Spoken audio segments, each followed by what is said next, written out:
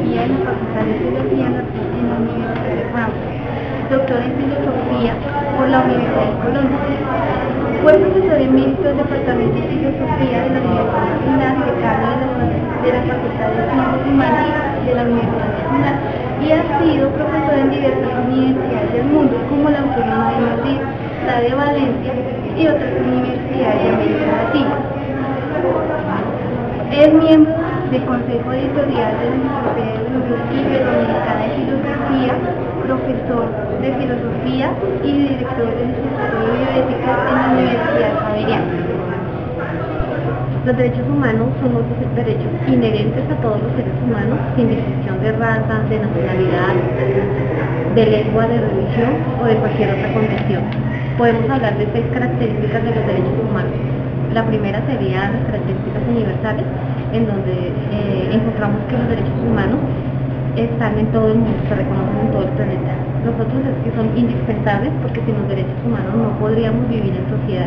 El otro es que son connaturales o inherentes, porque todos los seres humanos nacemos con los derechos humanos, no lo adquirimos por medio de estatutos, ni el Estado o el gobierno nos lo provee. Son limitados porque mis derechos llegan hasta donde empiezan los derechos de la otra persona. Son obligatorios porque todos, tanto el Estado como las personas, debemos cumplir los derechos humanos.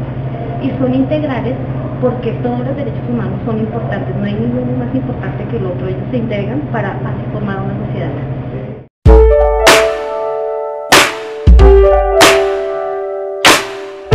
El fundamento arqueológico de las sociedades contemporáneas, en el papel se dice que son los derechos humanos universales.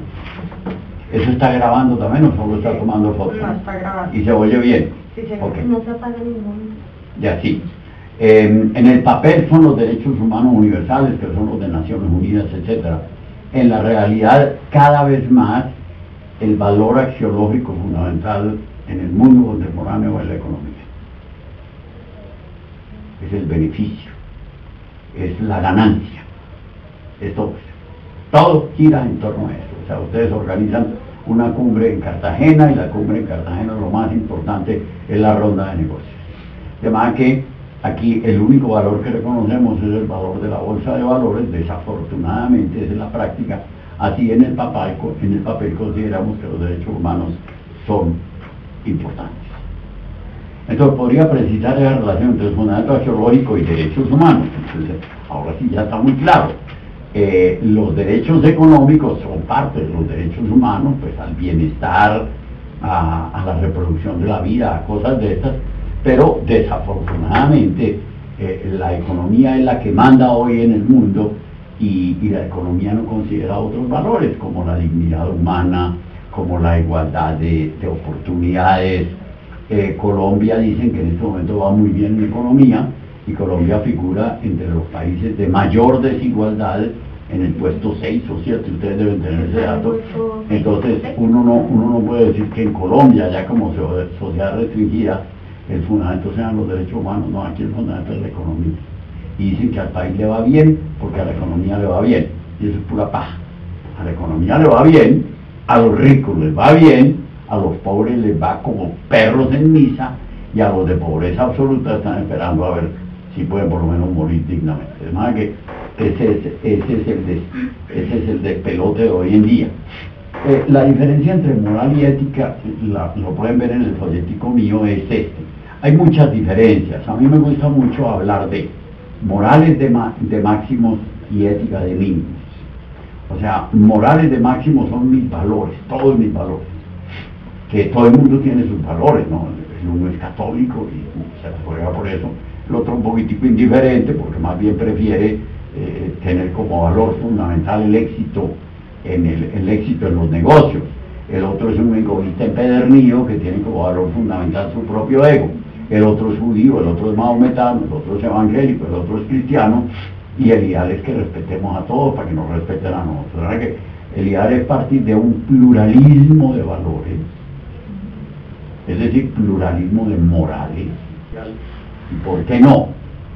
Bueno, están dadas las condiciones, pero no las cumplimos. Entonces, ya, está funcionando. Entonces, mira,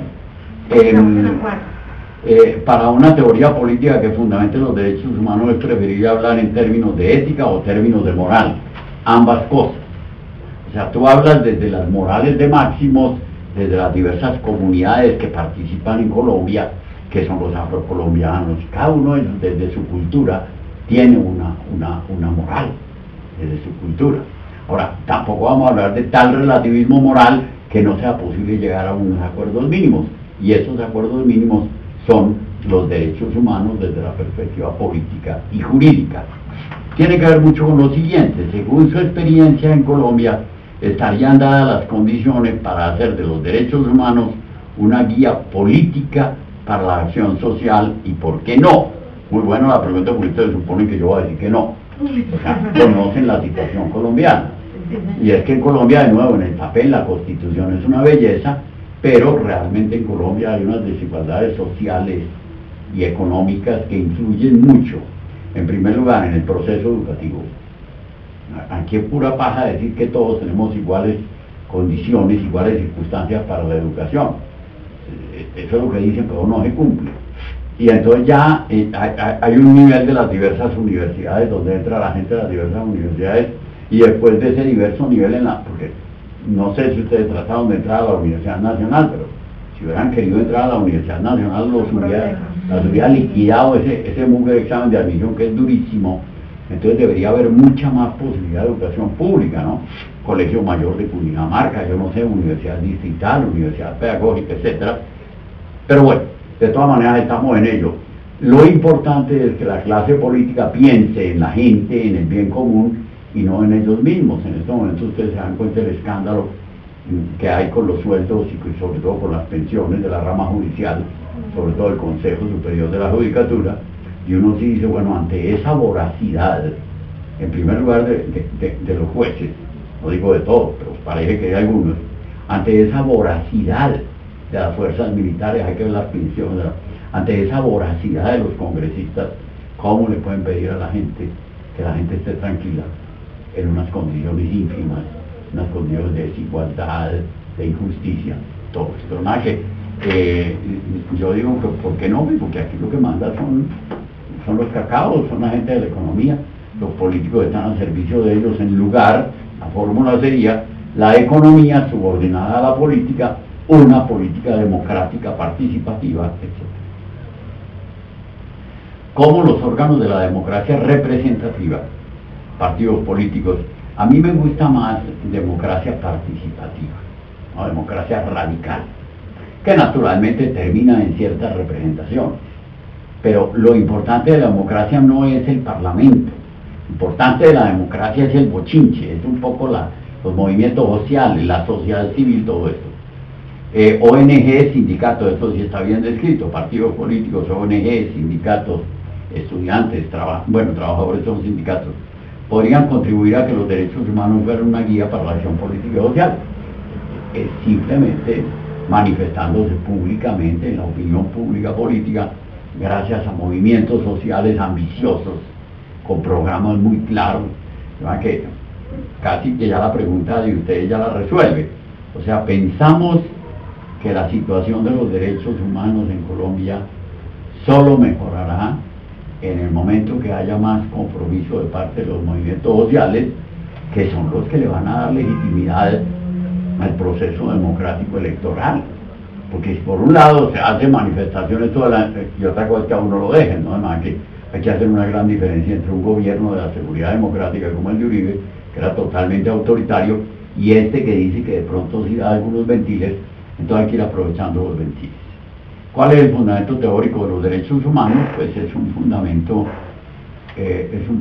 filosófico, en el sentido de que decimos que el ser humano, independientemente de la raza, de la religión, de las creencias, de la cultura, de los valores, por supuesto independientemente del género, por su dignidad requiere un reconocimiento, un respeto igualitario.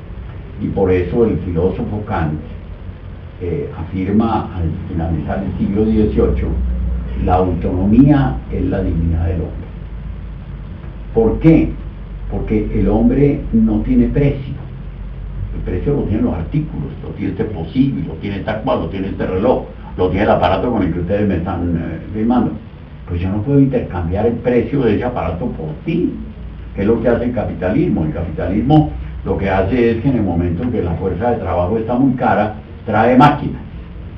Y cuando la fuerza de trabajo está barata, cambia las máquinas por obreros otra vez. Entonces Kant dice, no, el ser humano no tiene precio, tiene valor.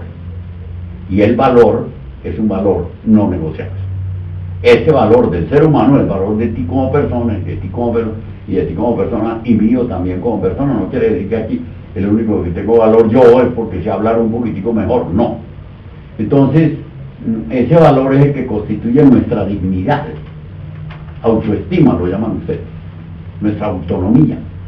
Y esa autoestima es la que se pierde muchas veces, en primer lugar en situaciones de estudio, cuando el profesor es autoritario ustedes se dejan. Cuando ustedes por temor a la nota les da miedo protestar, les da miedo opinar.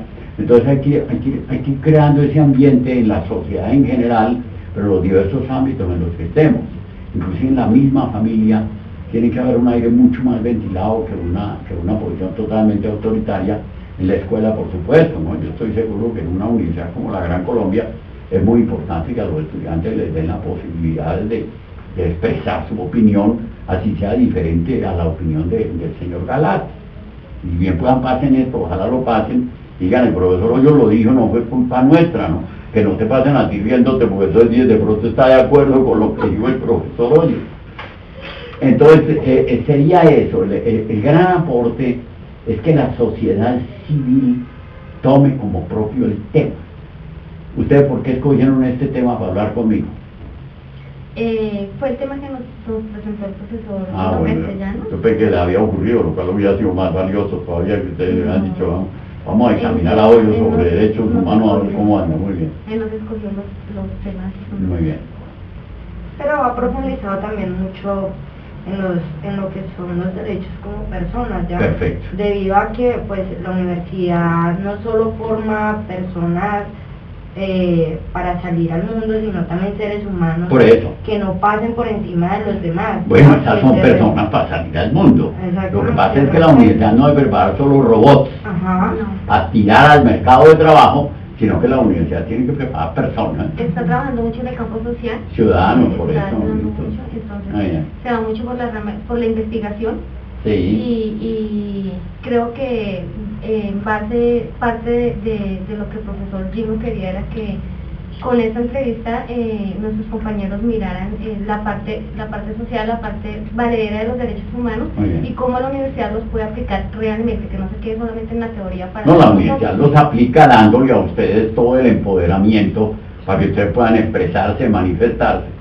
Y por otro lado, digamos, activar cosas democráticas dentro de la universidad y formarse críticamente, formarse ciudadanas. Muy bien, bueno, pues espero que les vaya bien en ese mugre examen, ¿no? Muchísimas gracias. No veo tan asustada con este examen que no vale la pena. Les van a tener que pagar, en lugar de ustedes pagar matrícula, que les paguen por el susto. Oye, les vamos a